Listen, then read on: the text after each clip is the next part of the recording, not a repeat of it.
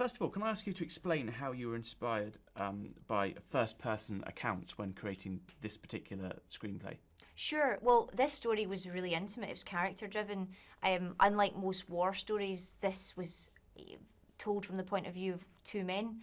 And so to understand what that was like, I read every first-hand account I could because I was trying to understand what it was like to be soldiers on the ground.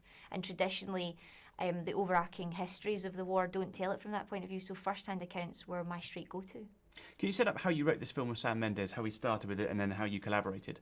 Yeah, so Sam called me up one day and he said, I have this idea, I want to co-write it with you. It's set in the First World War, are you free? And obviously, Sam Mendes, so you're free.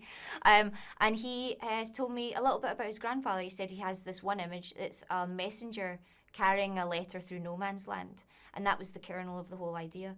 And we discussed it a little bit further. I kind of probed a bit more and found out how personal it was. And then he said, okay, I'll meet you Tuesday. Oh, by the way, it's all going to be one shot.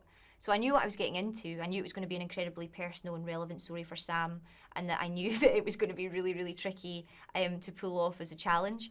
And so when we sat down together, really what we spoke about was the journey these two boys could take, the Hindenburg Retreat, the sort of the historical framework of it, and then who the characters would be, who would take us on this journey, who would lead us, the audience, through it. You said, when Sam pictured you, it was going to be one take. How did that affect you writing the screenplay, the technical document? Yep. Because it is, so I guess, 1 minute a page, but this is something very, very different. Tell me about that approach. So it affects every single part of the screenplay. It even affects the story structure that you get to before the screenplay. Because first of all, it's a story told in real time, and you have to then think, well, take your own life. Do you have a 2-hour window of your life that has a beginning, a middle, and an end? Great characters, interesting action set pieces. It's basically, would you spend $90 million making a 2-hour window of your life? Maybe you have a very exciting life. I did not have that kind of life. So there is a natural kind of how far can you push the audience before they stop believing that this is reality? Like, how far can you show the audience, like, can there be this, can there be that, before they go, no, I don't believe this would happen in a consecutive time period. So that's the first task. The second task in the script, I could speak to you for hours about how tricky that is. But to sum it up, I suppose it's really, really hard. And basically what you have to do is, instead of writing a roadmap, instead of writing, a sort of set of directions, which is what usually a script is, you have to write the finished film. And Sam and I wrote this film on spec. No one paid us to do it because we didn't know if it was going to work. We didn't know if the story would sustain, if it would work at all, really.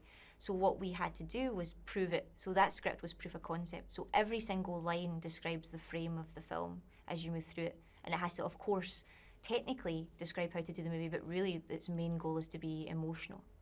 Can you outline the story for me very briefly of 1917? Yeah, so what it is, these two young men are given the impossible mission where they have to go through what is potentially enemy territory to deliver a letter that will stop an attack.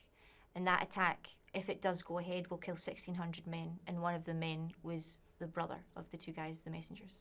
Can you describe to me the unique relationship between our two men that we follow? Yeah, so it's Blake and Schofield. Blake's younger, greener, he's not really seen any action. I love the idea that he sort of read the Lone Ranger, and he's just become like obsessed with his idea of being a hero. So he's young, idealistic, like a lot of the young men that signed up. Schofield is older. He's been out there a bit longer. He's gone through the Somme, through Thiepval. He's seen horror. He's seen men die, and he wants to go home. He thinks the war is foolish, that it's a waste of life, and he wants to go back to his own life. And just lastly, what do you want audiences to take away from this film when they see it? I hope audiences, when they, when the credits roll, I hope they feel a sense of how amazing the human spirit is. We're told a movie, but men actually lived this. The fact that men survived at the sort of triumph of it is, I think, really special. That's what struck me a lot in the first-hand account. So I hope audiences leave with the idea of how amazing people are.